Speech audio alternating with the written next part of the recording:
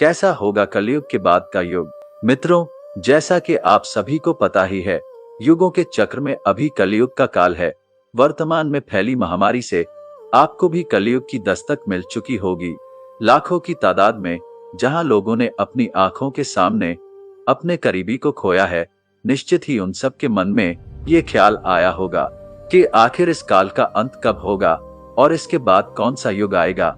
क्या उसमें भी हमें ऐसे विकराल रूप का सामना करना पड़ेगा या स्थितियां कुछ सुधरेंगी।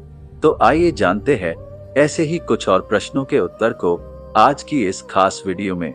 कलयुग के बाद का युग। मित्रों, गीता में कहे अनुसार युगों के परिवर्तन का ये 22वां चक्र चल रहा है और जिस प्रकार एक आत्मा का शरीर को त्याग कर दूसरा शरीर धारण करना, दिन के बाद रात का होना, समय के साथ ऋतु का परिवर्तित होना तय है, ठीक उसी प्रकार एक निर्धारित कालखंड के बाद इस सृष्टि में युग का परिवर्तन होना भी एक अटल सत्य है।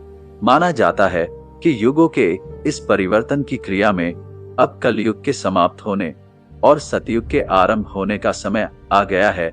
किंतु इस नए युग के आरंभ और स्वरूप के बारे में बताने से पहले आपका ये जानना बहुत आवश्यक है कि हिंदू धर्म ग्रंथों के अनुसार कलयुग का काल 4,32,000 साल लंबा है और कलयुग का अभी प्रथम चरण ही चल रहा, क्योंकि पुराणों में स्पष्ट रूप से वर्णित है कि कलयुग का प्रारंभ 3102 ईसा पूर्व ही हो गया था, जिसका अर्थ यह हुआ कि अभी कलयुग के 5,130 वर्ष ही बीते हैं और अभी भी 4,26,878 वर्ष बाकी है।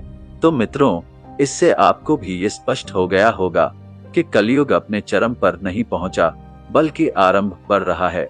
किंतु यदि आप ये जानने के इच्छुक हैं कि कलयुग का अंत कैसा होगा, तो आपको इसका उत्तर सनातन धर्म के कई ग्रंथों में मिल जाएगा, जिनमें से एक ब्रह्मपुराण के अनुसार कलयुग के अंत में मनुष्य की आयु महज 12 वर्ष रह जाएगी और इस दौरान लोगों में द्वेष और दुर्भावना बढ़ेगी और कलयुग की उम्र जैसे जैसे बढ़ती जाएगी वैसे वैसे नदियां सूखती जाएगी।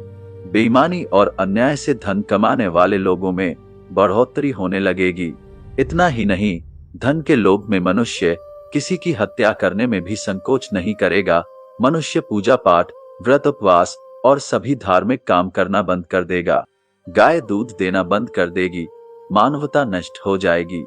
लड़कियां बिल्कुल भी सुरक्षित महसूस नहीं करेंगी, यहाँ तक कि उनका अपने ही घर में शोषण होगा। उनके अपने ही उनके साथ व्यभिचार करेंगे। बाप बेटी, भाई बहन, सभी रिश्ते अपनी मर्यादा को पीछे छोड़ देंगे। एक भाई दूसरे भाई का ही शत्रु बन जाएगा। शादी जैसा पवित्र रिश्ता एकमात्र व्यापार बनकर रह जाएगा। सभी की शादीशुदा जिंदगी में कोई न कोई बाधा जरूर आएगी। पति पत्नी एक दूसरे को धोखा देना आरंभ कर देंगे। यही नहीं, कलयुग में समाज हिंसक हो जाएगा। जो लोग बलवान होंगे, चारों तरफ सिर्फ उनका ही बोलबाला होगा। और जब प्रकोप अपनी चरम सीमा पर होगा, तब भगवान विष्णु कल के अवतार लेंगे और पृथ्वी से समस्त अधर्मियों का नाश करेंगे। कल के अवतार से जुड़ा एक संदर्भ महाभारत के एक अध्याय में भी मिलता है, जिसमें भगवान श्री कृष्ण ने कलयुग के अंत और अपने कल के अवतार के बारे में बताया है, जिसमें श्री कृष्ण कहते हैं, कलयुग के अंत के समय बड़े बड़े भयंकर युद्ध होंगे। भारी वर्षा, प्रचंड आंधी और जोरों की गर्मी पड़ेगी। युगांत काल में मनुष्यों की आयु अधिक से अधिक 12 वर्ष की होगी। लोग दुर्बल, क्रोध लोभ तथा बुढ़ापे और शोक से ग्रस्त होंगे। उस समय रोगों के कारण इंद्रियां क्षीण हो जाएंगी। और जब कलयुग में पाप अपने चरम पर पहुंच जाएगा और पृथ्वी लोक से धर्म पूरी तरह से समाप्त होने लगेगा, तब मैं कल के रूप में अवतरित होकर इस धरा को पापों से मुक्त करूंगा और उसके बाद जो नया युग आएगा वह सतयुग कहलाएगा। अर्थात सृष्टि युग परिवर्तन का 22वां चक्र पूरा करके 23वें चक्र में प्रवेश करेगी। मित्रों, वहीं दूसरी तरफ शिव पुराण कलयुग के आरंभ के कुछ संकेतों को बताता है, जिससे आप ये अनुमान लगा सकते हैं कि अब कलयुग का आरंभ हो चुका है। जो ये कहता है कि घोर कलयुग आने पर मनुष्य पुण्य कर्म करना छोड़ दुराचार में फंस जाएगा, सत्य से मुंह फेर लेगा, दूसरों की निंदा में तत्पर हो जाएगा, दूसरे के धन को हड़प लेने की इच्छा मनुष्य के मन में घर कर जाएगी। न सिर्फ पराई स्त्रियों पर मनुष्यों का मन आसक्त होने लगेगा, बल्कि वो दूसरे प्राणियों की हिंसा में लग जाएगा और सभी अपने शरीर को ही आत्मा समझने लगेंगे और उसकी रक्षा के लिए अलग अलग तरकीबें अपनाएंगे। देखा जाए तो ये एक ऐसा युग होगा जिसमें मनुष्य गूढ़, नास्तिक और पशुबुद्धि वाले बन जाएंगे। संतान माता पिता से द्वेष रखेंगे, ब्राह्मण वेद बेचकर जीविका चलाएंगे, धन का उपार्जन करने के लिए ही विद्या का अभ्यास करेंगे और अधिकतम समय मद में मोहित रहेंगे। अपनी जाति के कर्म को छोड़ दूसरों को ठगेंगे और तीनों काल की संध्योपासना से दूर रहेंगे। क्षत्रिय के संदर्भ में तो यह तक कहा गया है कि वह स्वधर्म का त्याग कर देंगे और उनमें शौर्य का अभाव होने लगेगा। वे कुत्सित चोरी चकारी कर अपना पालन पोषण आरंभ कर देंगे।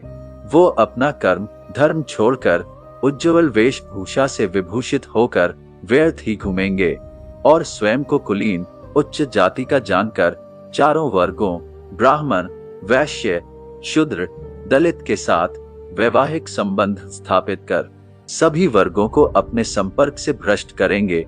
इतना ही नहीं, कलियुग की स्त्रियां प्रायः सदाचार से भ्रष्ट और पति का अपमान करने वाली होगी। वह सास ससुर से घृणा करेगी, किसी का भी भय नहीं करेंगी, मलिन भोजन करेगी और अपनी पति की सेवा से सदा ही विमुख रहेंगी। मित्रों, ध्यान दें तो शिव पुराण में वर्णित ये सारी बातें आज की स्थिति को देखकर सच लगती है, जबकि कलयुग ने तो अभी मात्र 5000 साल ही पूरे किए हैं और इसे समाप्त होने में अभी भी लाखों वर्ष बाकी है। तो जरा सोचिए, कलयुग जब अपने चरम पर होगा तो उस समय क्या होगा, कैसा होगा सतयुग। मित्रों, अब आते हैं आज की वीडियो के मुख्य विषय अर्थात सतयुग के वास्तविक स्वरूप की। तो मित्रों, आपको बता दें, पुराणों में वर्णित है कि सतयुग की अवधि 17,28,000 वर्ष होगी और इस युग में मनुष्यों की आयु 4000 से 10,000 वर्ष हो जाएगी। पृथ्वीलोक पर एक बार फिर धर्म का बोलबाला होगा। मनुष्य भौतिक सुख की जगह मानसिक सुखों पर बल देगा। मनुष्यों में एक दूसरे के लिए नफरत की कोई जगह नहीं होगी। चारों ओर प्यार ही प्यार होगा। मानवता की पुनः स्थापना होगी। मनुष्यों को परम ज्ञान की प्राप्ति होगी। लोग पूजन कर्मकांड में विश्वास करेंगे। साथ ही सतयुग में मनुष्य अपने तपोबल से भगवान से बात कर सकेगा। इस युग में लोगों को अपने शरीर पर पूर्ण नियंत्रण होगा और मात्र आत्मा के परमात्मा मिलन से सभी सुखी होंगे। अर्थात सतयुग को इस सृष्टि का स्वर्ण कहा जाएगा। लेकिन मित्रों, सतयुग आने में अभी काफी लंबा समय है, किंतु हम अपने कर्मों से कलयुग के स्वरूप को भी सतयुग बना सकते हैं, क्योंकि धर्म ग्रंथों में भी कहते हैं कि कलयुग में भी जो लोग धर्म और कर्म पर विश्वास करेंगे उन्हें सतयुग की तरह ही सुख की प्राप्ति होगी। यदि आप भी इस घोर कलयुग में सतयुग का सुख पाना चाहते हैं तो अपने कर्मों पर ध्यान दीजिए और उस हर एक कर्म को सुधारिए जो आपको पाप का भागीदार बना सकता है।